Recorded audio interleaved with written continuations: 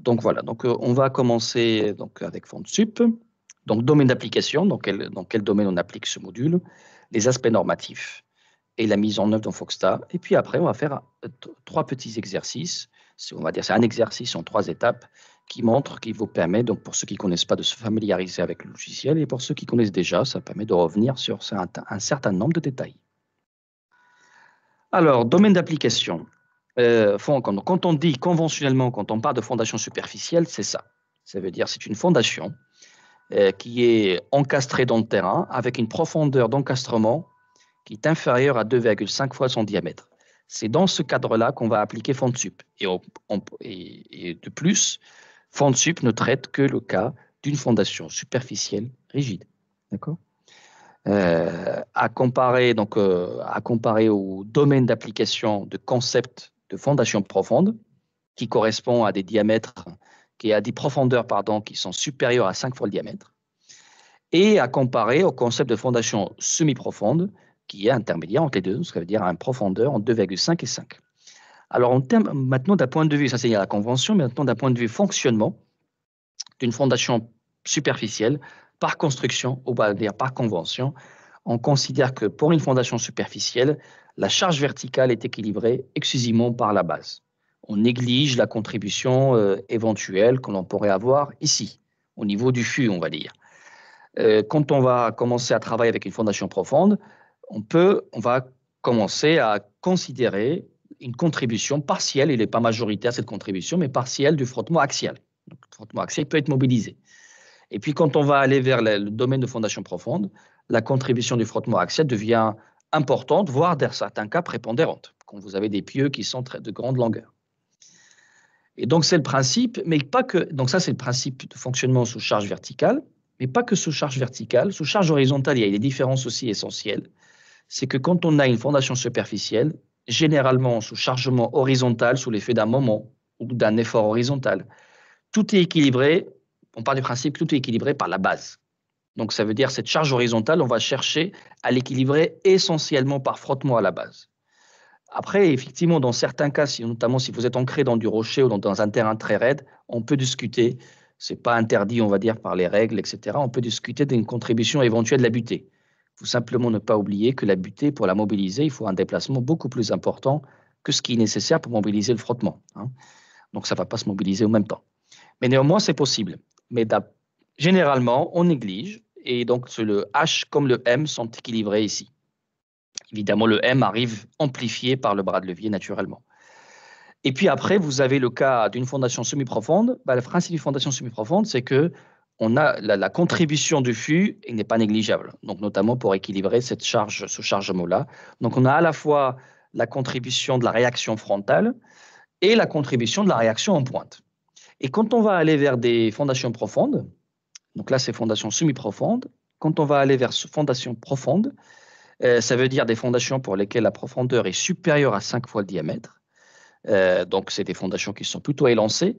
En fait, ce qu'on va constater, c'est que la pointe contribue très, très peu vis-à-vis de la reprise des charges horizontales ou de flexion. Donc, autrement dit, quand on regarde, même si on cherche à mobiliser ce terme-là, on se rend compte que pour un pieu, par exemple, de 10 mètres de 10 mètres de longueur et 1 mètre de diamètre, la pointe ne contribue quasiment pas. En fait, elle n'est pas mobilisée, le pied ne se déplace pas. Ça veut dire que le pieu est suffisamment souple pour tout équilibrer par réaction frontale. Et le cas extrême, c'est le cas d'un micro-pieu où tout est équilibré sur le premier mètre ou sur les 50 premiers centimètres. Et donc, tout ça pour vous dire qu'il y a une différence essentielle, que ce soit sous chargement vertical ou sous chargement horizontal. Et en l'occurrence, pour une fondation superficielle, tout est équilibré essentiellement par la réaction à la base. Et quand on va traiter ensemble ces deux concepts-là, on va voir qu'en réalité, il y a une contribution. Pour un pieu, c'est surtout la réaction frontale. Et pour une fondation semi-profonde, il y a les deux qui peuvent contribuer. Après, évidemment, si on fait le choix, dans le cadre d'une fondation semi-profonde, de négliger l'un ou l'autre, ça nous place nécessairement du côté de la sécurité. Donc, ce que je disais, concept de semelle rigide, ça veut dire quoi une semelle rigide? Concrètement, ça correspond à une fondation dont la largeur, B, par exemple ici, est inférieure à 5 fois l'épaisseur. Si c'est le cas, on peut parler d'une fondation rigide. Si ce n'est pas le cas, on aura une certaine flexibilité, une certaine souplesse de la fondation qui fait que, par exemple, si je prends le cas d'un radier, les charges ponctuelles ne sont pas homogénéisées. Ça veut dire que sous le radier, on ne va pas retrouver une réaction uniforme. Tandis que, par exemple, sous une semelle, de fait que ça soit rigide, il est capable de mobiliser le sol sur toute son aire d'assise. Ce n'est pas le cas d'une fondation flexible. Et c'est surtout ça la différence essentielle entre une fondation sur radier flexible et une fondation sur semelle rigide. Donc, domaine d'application de FondSup, c'est tant que vous avez une largeur inférieure à 5 fois l'épaisseur. Autrement dit, si vous avez une semelle par exemple, de 5 mètres, il faudra une épaisseur d'au moins 1 mètre pour qu'elle puisse l'assimiler avec une bonne approximation à une semelle rigide. Voilà. Autrement, si ce n'est pas le cas, ça veut dire si vous avez un radier qui fait 1 mètre d'épaisseur et 10 mètres de large, et que vous avez des charges ponctuelles et que vous traitez ça avec FondSup, je pense que vous majorez la capacité portante du sol parce qu'en réalité, le radier serait incapable de mobiliser la réaction sur toute l'emprise du radier. Voilà. Très bien. Alors, pour une fondation donc superficielle, quels sont les points clés à vérifier? Donc, ce qu'on donne vis-à-vis de la charge à reprendre ou des charges à reprendre, on doit vérifier tout ce qui est stabilité, qui relève de ce qu'on appelle état limite ultime. On doit vérifier la capacité portante, l'excentrement et le glissement. Et puis aussi, on doit vérifier évidemment tout ce qui est état limite de service. Alors en France, on doit être quasiment le seul pays en Europe d'ailleurs à vérifier la capacité portante à l'ELS. Alors, ce n'est pas une vue d'esprit, au fait, c'est simplement c'est une façon de maîtriser les déformations. Donc, ça veut dire que le fait vérifier, de faire cette vérification-là, c'est une façon de garantir que les déplacements vont être faibles. Ils ne sont pas nuls, hein, mais ils sont faibles. Et donc, d'éviter de rentrer dans des domaines de plastique ou des domaines de fluage qui sont difficiles à appréhender et à maîtriser. Et donc voilà, donc on vérifie la portance à l'ELS, mais on vérifie aussi le décollement et on vérifie tout ce qui est déplacement. Donc, c'est-à-dire on chiffre le tassement et on vérifie qu'il est acceptable vis-à-vis de la bonne utilisation de l'ouvrage porté. Les modèles de calcul maintenant pour vérifier ça, donc les états limites de service ou ultimes, bah, vous en avez deux catégories. Vous avez ce qu'on appelle modèle empirique direct.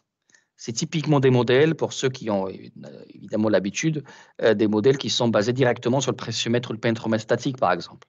On appelle ça des modèles empiriques. Mais pourquoi je dis direct? C'est-à-dire qu'il n'y a pas d'étape d'interprétation. Autrement dit, dès que vous avez un PL, une pression limite, une résistance en pointe, un module pression, vous êtes capable de faire un dimensionnement.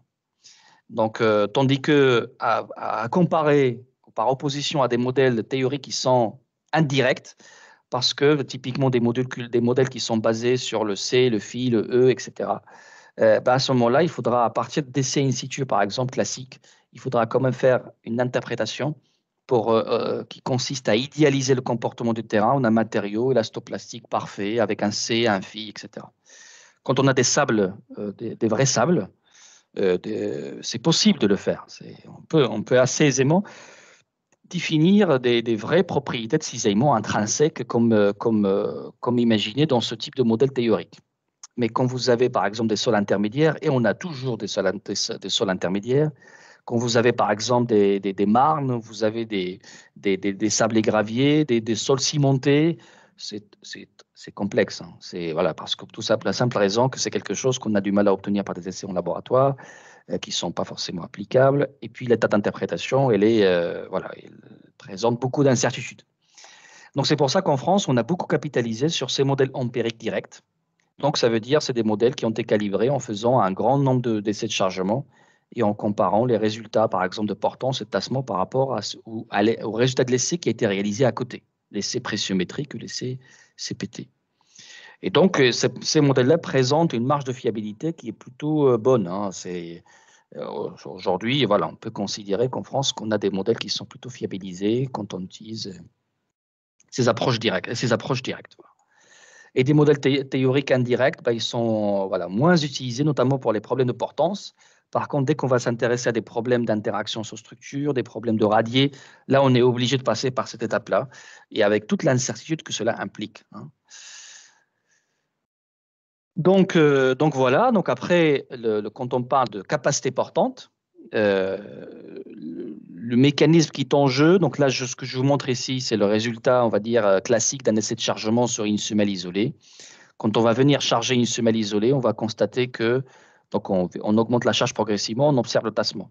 Et ce qu'on va constater, c'est que au tout début du chargement, on a un comportement qui est quasiment linéaire. Voilà, il est quasiment plutôt il est quasiment élastique.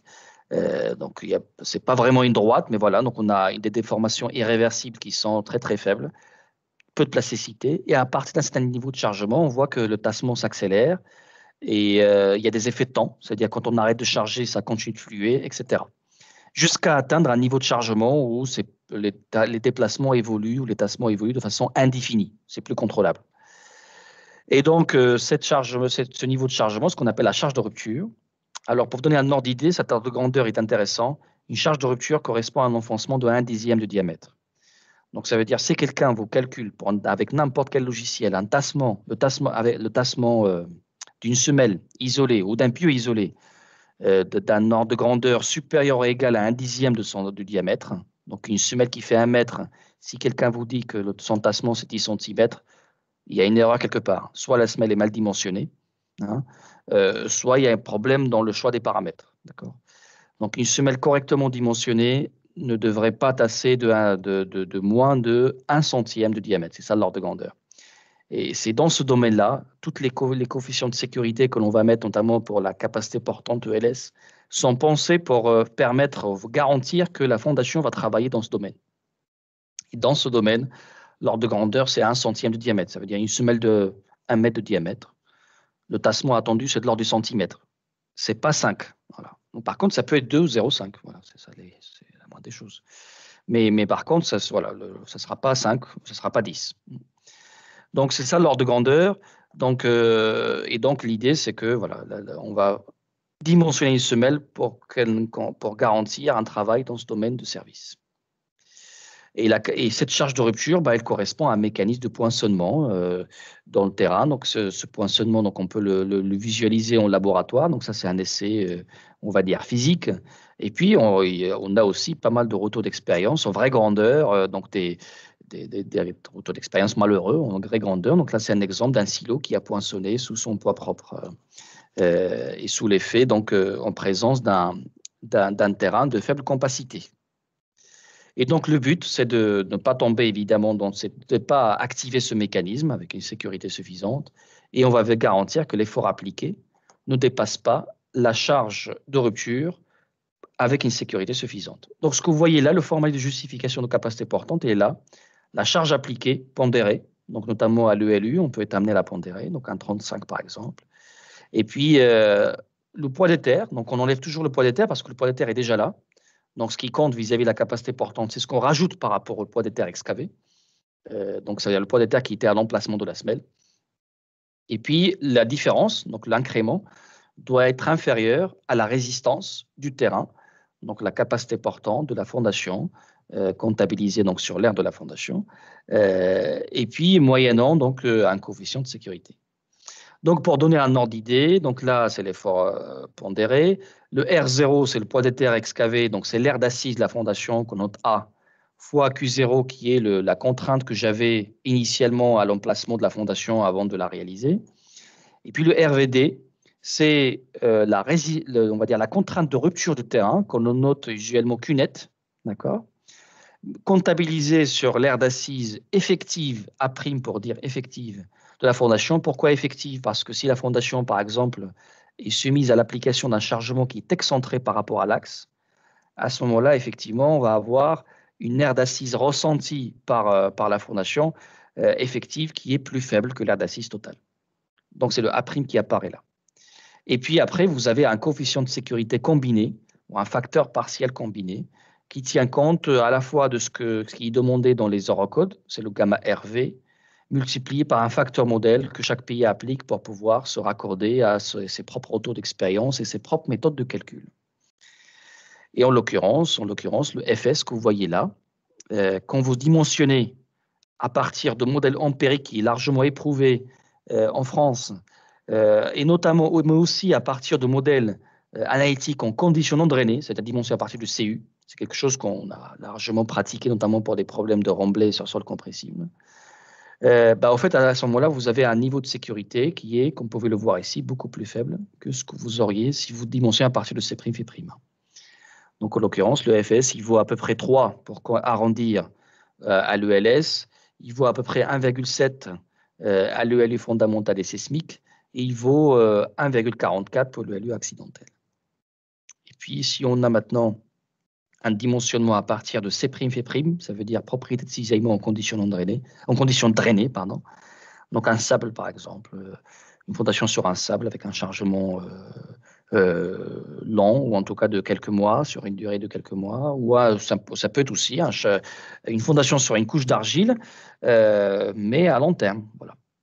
Et donc, à ce moment-là, le coefficient de sécurité est significativement plus important que ce que l'on exige pour les dimensionnements à partir d'approche empirique. Alors, quand vous voyez 1,68 ici, donc si je reviens ici, ce 1,68, il s'applique sur la résistance, mais il ne faut pas oublier que la charge que j'applique à l'ULU, elle est déjà pondérée aussi. Elle est amplifiée par exemple par 1,35, 1,50, selon qu'elle soit variable ou permanente.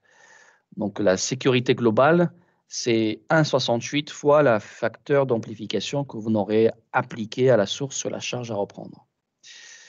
Pour l'ELS, il n'y a pas de sujet. Pour l'ELS, en général, les charges appliquées ne sont pas pondérées et puis la résistance est pondérée d'un facteur qui est plus important.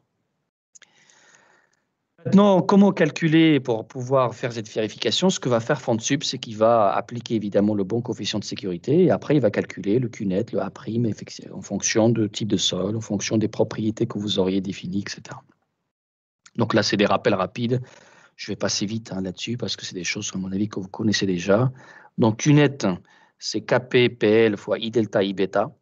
Kp, c'est un facteur de portance qui va dépendre du type de sol, de la forme de la fondation. Le PL, c'est la pression limite nette équivalente. Donc, c'est la moyenne de la pression limite autour de la base de la fondation. I delta, c'est un facteur qui vise à rendre compte de l'inclinaison des charges, I delta. Et le I bêta, c'est un facteur qui vise à rendre compte de la proximité d'un talus.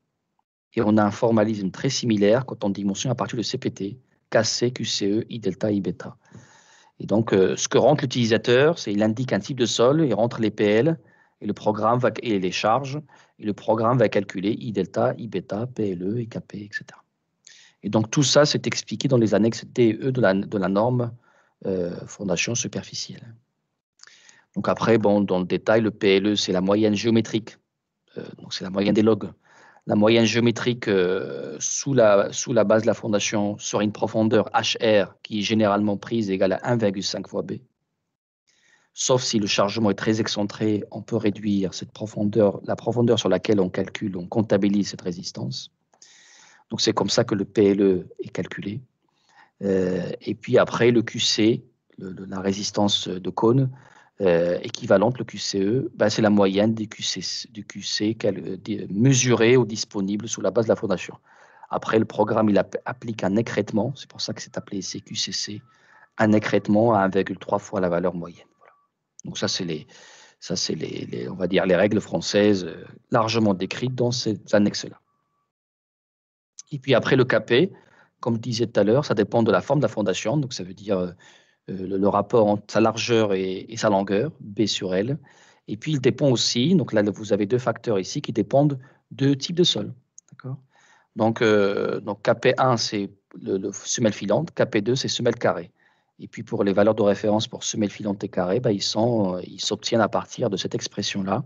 Et les valeurs de A, B, C, ce que va appliquer FondSup, ils sont donnés dans ce tableau, rappelés dans ce tableau. Donc, FondSup va calculer, évaluer le KP à partir du type de sol que vous aurez indiqué. Pareil pour le KC.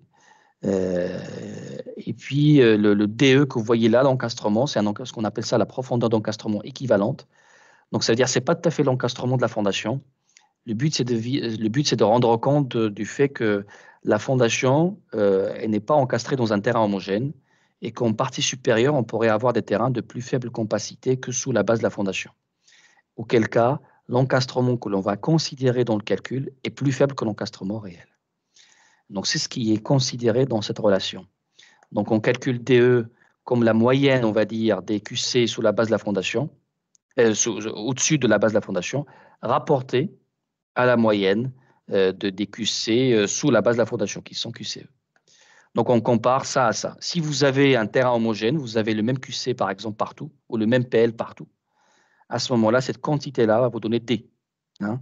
Et si les PL que vous avez dans cette zone-là sont plus faibles que le PLE, ben, cette quantité-là va vous donner quelque chose qui est inférieur à D. Voilà. Et puis, si vous avez un sol très, très mou, en partie autour de la fondation, c'est-à-dire le PL tend vers 0, ben, à ce moment-là, il n'y en a pas de D. Le DE vaut 0. Voilà. Un autre point à prendre en considération, et ça, c'est souvent source d'erreur, c'est parce que tout le monde n'est pas nécessairement sensibilisé à cet aspect-là. Mais ce qu'il faut garder à l'esprit, c'est que les fondations superficielles, ils sont très sensibles aux inclinaisons de la charge, donc aux effets d'inclinaison. Donc, quand vous avez un chargement qui est incliné à delta par rapport à la verticale, bon, il faut imaginer que la capacité portante est réduite dans un facteur qui peut diminuer très très vite avec delta. Donc, ce facteur de réduction, on appelle ça I delta. Et puis, comme vous pouvez le voir ici, donc si je regarde le cas d'un sol frottant, par exemple une fondation sur un terrain sableux, et qui est, imaginons qu'elle est encastrée de 0,25 ou 0,25 B. Donc cette courbe-là, et si la charge appliquée est inclinée de 30 degrés, ben, il ne vous reste plus que 20% de la capacité portante théorique. Ça veut dire, au lieu d'avoir KPPL, vous allez avoir KPPL sur 5. Vous divisez par 5 la capacité du sol à supporter à supporter la charge, quand vous inclinez cette charge de 30 degrés par rapport à la verticale. Et puis après, si vous allez encore plus loin, donc là, ça chute encore plus vite. Les sols cohérents sont moins, on va dire, moins exposés, mais néanmoins, il y a une réduction qui n'est pas négligeable. Donc ça, c'est pour le I delta. Et puis après, donc là, avec ça, vous avez de quoi alimenter les approches PMT, CPT, etc. Et puis, quand on travaille à partir des propriétés de cisaillement, ce qui est possible aujourd'hui dans FondSup, on applique tout ce qui est donné explicitement dans l'annexe F de la norme fondation superficielle. Et en l'occurrence, c'est un mécanisme, on va dire, de portance classique dans un sol homogène. Hein, c'est ce qui est couvert dans cette norme. Et donc, quand on travaille en conditions non drainées, le Q net est calculé avec cette expression-là, avec des facteurs de forme SC qui dépendent de la forme qui s'expriment comme ça, et des facteurs réducteurs IC, donc l'inclinaison de la charge, qui s'exprime en fonction de la charge appliquée et de la résistance au cisaillement. Et puis après, si vous travaillez à partir de C', V', en conditions drainées, bah, l'expression est un peu moins sympathique, mais néanmoins, voilà, c'est ce qu'applique le programme. Et vous avez différents facteurs de forme, etc., dont les expressions sont rappelées ici. Et puis, vous avez un facteur de puissance là, que vous voyez là, qui fait intervenir la façon dont arrive la charge sur la fondation, la façon dont elle est inclinée en plan, entre HB et HL. HB, c'est la charge appliquée selon la direction B. HL, c'est la charge appliquée selon la direction L. Puis les facteurs de portance N gamma, NC, NQ, bah, ils sont en fonction de phi, ils sont donnés ici. Donc, c'est on va dire l'approche qui est le modèle. Il y a différents modèles que vous pouvez trouver dans la littérature, mais là, ce qui est donné là, c'est le modèle qui est recommandé dans l'annexe F de la norme française. Et c'est ce qui est appliqué par le programme. Et puis pour finir, quand vous êtes à proximité d'un talus, bah, la capacité portante peut être réduite, évidemment, par rapport à un terrain horizontal, et c'est le rôle du facteur I bêta, qui va dépendre de la pente du talus, de l'encastrement, etc., de la distance, etc. Et donc voilà, c'est ce que va choisir le programme en fonction de l'emplacement, de la distance que vous allez indiquer ici, de la pente du talus. Et puis après, le programme va distinguer, donc c'est pour ça qu'il faut faire très attention au signe du H que vous rentrez, le HP que vous rentrez. Si vous rentrez un HP positif, par convention, ça veut dire que c'est en présence d'un talus, le HB va être dirigé vers le talus. Voilà. C'est comme ça que c'est pris, donc delta est positif. Et si vous rentrez HB négatif, ça veut dire qu'il est vers l'intérieur du talus. Donc à ce moment-là, c'est cette expression-là qui est appliquée. Alors que quand on est vers le talus, donc là, à ce moment-là, on cumule, on va dire, les facteurs réducteurs. Tandis qu'ici, on ne les cumule pas nécessairement. Autre point, et ça, c'est quelle que soit la méthode de calcul, c'est l'effet de l'excentrement. Donc l'excentrement va avoir pour effet de réduire la surface effective ou l'air effectif de la fondation, à ne pas confondre avec l'air comprimé. C'est deux notions très différentes. Donc l'air effectif, c'est celle qui consiste à se ramener à une charge, à une réaction uniforme, hein, alors que l'air comprimé correspond à une réaction triangulaire. Donc en fait, l'air effectif, c'est P' fois L', Donc, c'est celle pour laquelle, on va dire, la charge apparaît comme centrée. Donc, quand vous avez une charge avec centrée de E, ben, il suffit de réduire l'air effectif, la largeur, par exemple, de 2 E.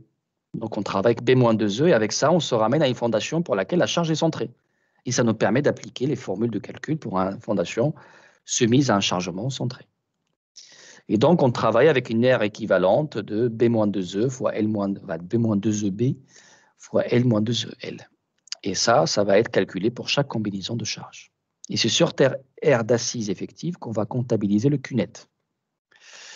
Et dans le cas où vous déclarez votre semelle comme circulaire, bah, il y a une expression qui est utilisée, donc c'est l'annexe Q de la norme fondation superficielle. Donc voilà, donc cette expression-là permet d'avoir directement le A' et le P' L' correspondant. Et donc en fonction de l'excentrement de la charge par rapport au centre de la semelle. En parallèle de cette réduction de l'aire d'assise effective, le calcul que va faire FontSup va aussi vous indiquer, faire une vérification de l'excentrement, on va dire plus exactement, c'est une vérification de taux de décompression. Et au fait, ce qu'on va, évidemment, le but final, c'est quand même de ne pas tomber dans cette configuration-là. Donc là, c'est le cas extrême, c'est une fondation d'éolienne qui s'est couchée. Donc ça, c'est le renversement complet. Mais l'idée, c'est qu'on va exiger quand même que le contact entre la fondation et le sol soit garanti sur sur un certain pourcentage de l'aire d'assise totale. Et ce pourcentage, c'est 100%, ça veut dire aucun décollement ne peut être autorisé sous chargement permanent, ELSQP. Donc à ce moment-là, ce qui revient pour une fondation, par exemple rectangulaire, à vérifier que l'excentrement ne dépasse pas B sur 6. Pour une fondation circulaire, c'est différent. Et puis à l'ELS, par exemple, pour un chargement qui est occasionnel, à l'ELS caractéristique, on autorise un décollement au maximum de 25%, ce qui revient à vérifier que l'excentrement ne dépasse pas B sur 4 pour une fondation rectangulaire. Et puis, à l'ELU, bah, on doit vérifier, bah, le but de l'ELU, on va vérifier simplement qu'il n'y a pas de renversement. Donc, on autorise beaucoup de décollements. Donc, en fait, le but, c'est simplement de vérifier qu'il n'y a pas de problème de renversement. Donc là, ça peut aller jusqu'à 7P sur 15. Pour une fondation circulaire, bah voilà, le P sur 6, c'est P sur 8. Ça devient P sur 8. Et puis, le P sur 4, ça devient 7P sur 32, etc., etc. Donc et puis, vous avez d'autres expressions un peu plus élaborées pour une fondation rectangulaire soumise à deux chargements dans des directions différentes, donc HB, HL ou MB et ML. Et à ce moment-là, voilà, donc il y a les FontSup, le programme va appliquer les bonnes expressions qui sont explicitées dans la norme. En parallèle de ça, donc ça c'est ce qui permet de vérifier, donc là j'ai évoqué la portance, d'accord? Et puis ensuite j'ai parlé on va dire du soulèvement, du décollement. Et puis après, une autre vérification, c'est celle du glissement. Donc, vous avez une charge à introduire, et puis il faut vérifier qu'elle ne dépasse pas la résistance. Une charge à reprendre, et il faut vérifier qu'elle ne dépasse pas la résistance que l'on pourrait mobiliser à l'interface sol-fondation. Pour une fondation superficielle, c'est essentiellement par frottement que l'on va équilibrer cette charge horizontale. Et donc là, cette résistance par glissement, c'est encore une fois A' fois CU sur FS, ou dans le cas d'un contact frottant, c'est le cas général, tangente delta, un coefficient, enfin delta c'est la rugosité, on va dire, à l'interface, fois la force verticale divisée par Fs. Fs c'est un coefficient de sécurité qui vaut 1,21 pour les ULU fondamentales, 1,10 pour les ULU accidentales et 1,25 pour les ULU sismiques. Donc ça c'est l'euroconduite qui spécifie cette valeur-là, l'euroconduite dans sa version actuelle. Et puis, donc ça, c'est ce qui nous permet d'avoir la capacité portante, la stabilité, quoi. Donc la capacité portante, le glissement, le renversement. Et puis après, en parallèle, on complète par une vérification de tassement pour le cas de charge ELS, quasi permanent. C'est que pour l'ELS quasi permanent que les formules de tassement qui sont répertoriées dans les annexes de la norme fondation superficielle, c'est que pour ces cas-là, c'est que pour les cas ELSQP que ces formules ou ces modèles sont applicables. Donc, au fait, là, on peut utiliser l'approche traditionnelle de Ménard, qui fait intervenir le module précieux, le coefficient rhéologique, la forme de la fondation, les facteurs de forme. Le plus important à retenir, il est là, quelle que soit l'approche, c'est que le tassement est comptabilisé par rapport à l'incrément de ce que j'apporte en plus de Q0, donc en plus de la contrainte qui s'appliquait à l'emplacement de la fondation avant travaux. Cette contrainte-là a déjà fait tasser le sol, entre guillemets, et ce qui va provoquer maintenant un tassement, c'est uniquement ce que je rajoute par rapport à cette contrainte-là. Donc, autrement dit, quand on fait ces approches-là, on néglige implicitement les tassements de recompression. Donc, en l'occurrence, dans ton fond de sup, si vous rentrez, si vous définissez une fondation qui pèse moins lourd ou qui applique une charge plus faible que le poids des terres excavées, il va vous donner un tassement nul. En réalité, il peut y avoir un tassement qui est de très faible amplitude, qui est lié au rechargement, mais celui-ci n'est pas prévu dans les approches, on va dire, empiriques usuelles. Et puis, donc, ça, c'est pour un sol homogène. Il y a une solution pour un sol multicouche qui fait intervenir différents modules équivalents. Et tout l'intérêt de FondSup, c'est de calculer automatiquement ces modules-là comme des moyennes harmoniques exactes, entre guillemets, pour la profondeur ou la zone considérée. Et puis après, ensuite, FondSup permet de faire un calcul de tassement à partir de modèles empiriques de Schmertmann, qui est donc là pareil, c'est quelque chose, on va dire, c'est un modèle direct, comme pour le pressiomètre. Quand vous avez un CPT, vous pouvez faire une estimation de tassement.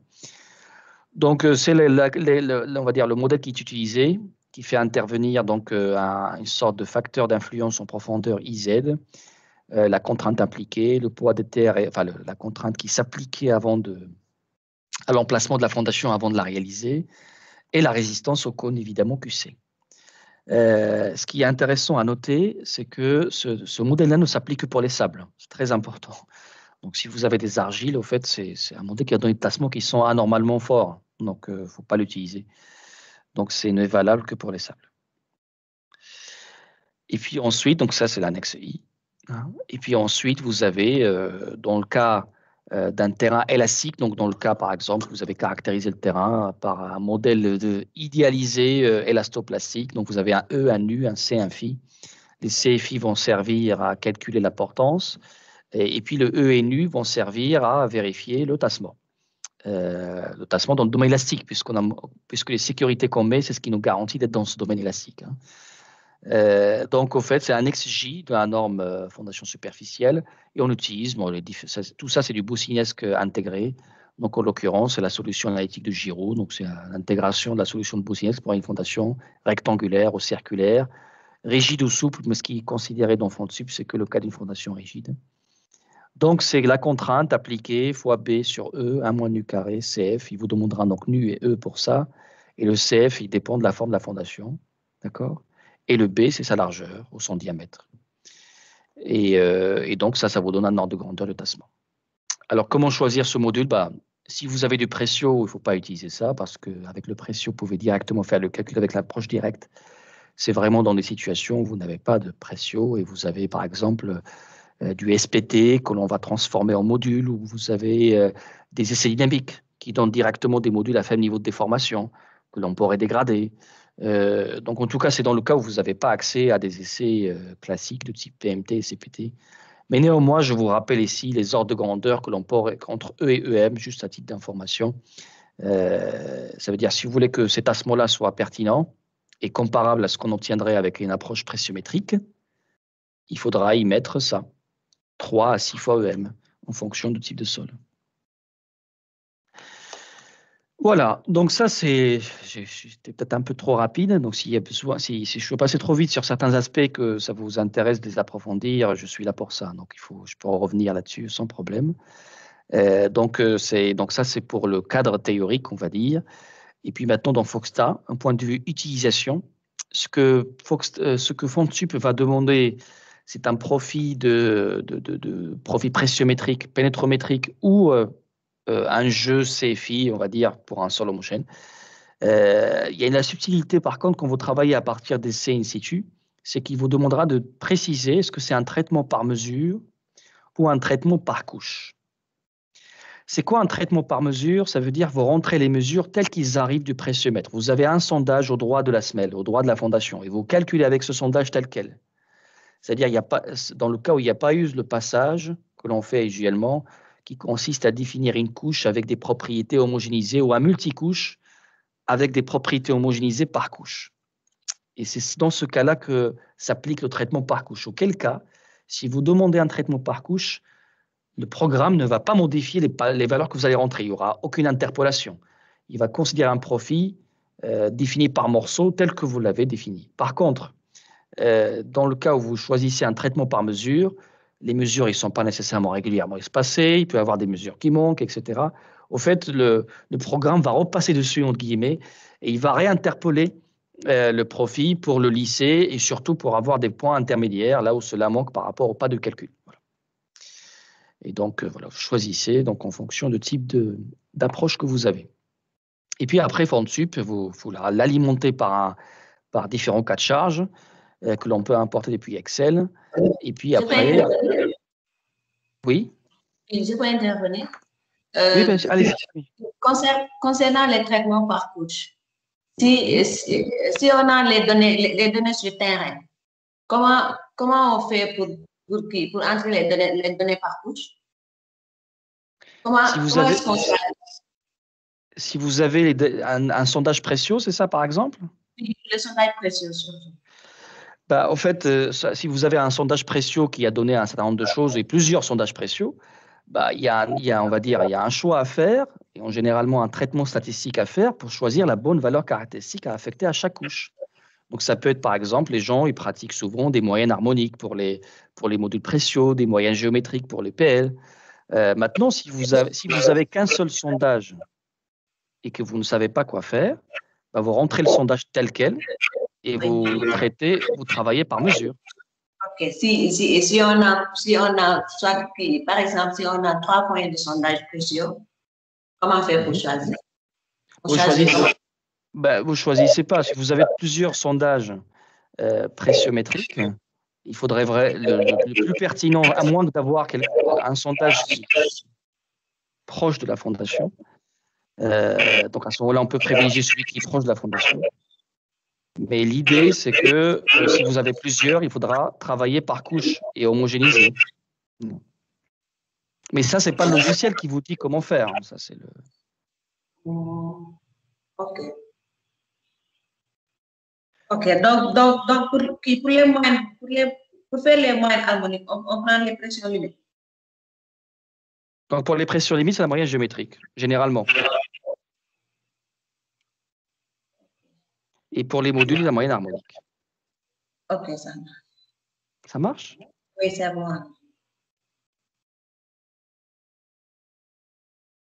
Et puis après, l'idée, c'est que si vous avez un grand nombre de cas de charge, on peut les importer. Si ici, ils sont disponibles dans un Excel, dans un fichier texte, on peut les importer directement dans Foxta. La descente de charge, alors ça, c'est une nouveauté de la V4 pour ceux qui ont connu la V3, c'est qu'on peut préciser, spécifier la cote où s'applique la charge. Ça veut dire qu'à ce moment-là, comme ce qui est montré ici, à ce moment-là, le programme va générer un moment additionnel correspondant au bras de levier. Voilà. C'est ça ce qu'il va faire. Ça veut dire qu'on va introduire un H, il va rajouter un M au niveau de la base de la fondation qui correspond à H fois la hauteur. Donc, il faudra spécifier où sont exprimées les charges que vous donne l'ingénieur structure, par exemple. Et puis, l'autre particularité aussi dans cette nouvelle version, c'est qu'on peut spécifier aussi le poids propre, qui était parfois oublié. Donc, quand on vous donne des descentes de charge, surtout quand vous avez des grosses semelles, il faudra spécifier le poids propre qui vient se rajouter et qu'il faudra aussi pondérer. Donc, c'est pour ça ici, il vous demande de spécifier la pondération que l'on devrait, en toute rigueur, considérer au niveau du poids propre. Et donc, ensuite, il faudra choisir, dès le début du calcul, choisir quelle approche de calcul à partir de Précio, du CPT ou du CFI. En termes de résultats, vous allez avoir au fait une synthèse des principaux résultats. Donc, ce qu'il faudra regarder en premier abord, c'est ça. D'accord?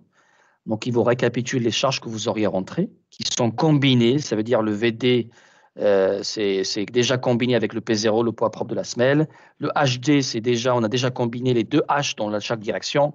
Le R0, c'est le poids des terres excavées. Le taux le rapport entre la surface, l'aire d'assise effective et l'aire d'assise totale.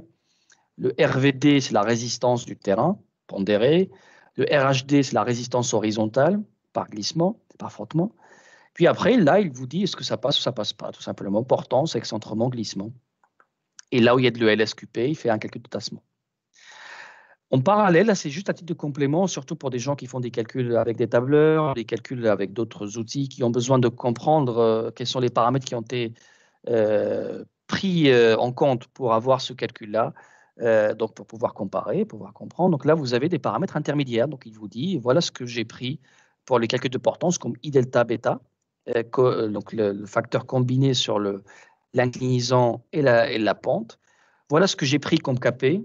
Voilà ce que j'ai pris comme PLE, comme QNet, etc., etc. Voilà le coefficient de sécurité qui a été retenu et le RVD qui apparaît là. Et puis pareil, pour le tassement qui est affiché, il vous affiche, par exemple, là c'est un calcul à partir de Précio, il vous dit, voilà les facteurs de forme que j'ai retenus, le coefficient rhéologique que j'ai retenu, et le EC, le ED, tout ce qui apparaît dans la formule préciométrique, et ce qui permet donc de comprendre ce qui a été fait. Ce qu'il faut savoir, c'est que vous avez, on regardera tout à l'heure, vous avez un outil d'impression qui est très très bien fait, hein. Donc vous pouvez éditer un rapport avec un outil d'impression qui permet de récapituler et surtout de mettre des légendes à ces différentes grandeurs, des légendes qui sont généralement données en commentaire. Voilà. Voilà, donc sachant que en complément, pour tout ce qui est séisme, le programme va faire cette vérification-là qui est demandée, par exemple, dans l'annexe F de la partie 5 de l'Eurocode 8. Donc, c'est un critère de stabilité sismique. Il vous demandera pour cela, évidemment, de spécifier l'accélération sismique, naturellement, et de spécifier des paramètres en plus qui sont nécessaires pour alimenter ce modèle. Et puis après, donc voilà, donc il y a un assistant qui vous permet de choisir en lien avec l'Eurocode 8 et les décrets en vigueur en France notamment, et vous choisir l'accélération en fonction de la zone de sismicité, de la classe de sol, etc. Bon, c'est un assistant qui vous permet d'avoir le AN. Et puis à la fin, on complémente tout ça. FontSup vous donnera aussi accès aux raideurs, donc la raideur verticale, la raideur horizontale, la raideur en rotation dans chaque direction, à fournir à l'ingénieur structure au titre d'une analyse d'interaction sur structure. Donc voilà, donc après, ce qui est appliqué pour avoir ces raideurs-là, c'est des solutions de nécessité que l'on trouve dans différentes, on va dire, référentiels, que ce soit des référentiels qui sont dérivés de calcul dynamique, par exemple la Gazeta, si on a publié un certain nombre, que ce soit dans la norme fondation superficielle elle-même, il y a des expressions qui sont données. Ce qu'il faut retenir, c'est que les expressions peuvent différer parce qu'il s'agit à chaque fois de calage sur des modèles numériques, mais les résultats sont censés être les mêmes. Ça veut dire que chaque auteur a choisi des formes de calage différentes, mais normalement, vous êtes censé avoir la même chose que ce que vous appliquez Gazetas ou autre chose. Voilà. Donc, dans FontSup, c'est ce qui est appliqué, c'est les solutions de Gazetas, mais il n'y a aucune raison de trouver un résultat différent si vous appliquez, par exemple, les approches américaines et qui ont été reprises dans la norme fondation superficielle. Voilà, donc pour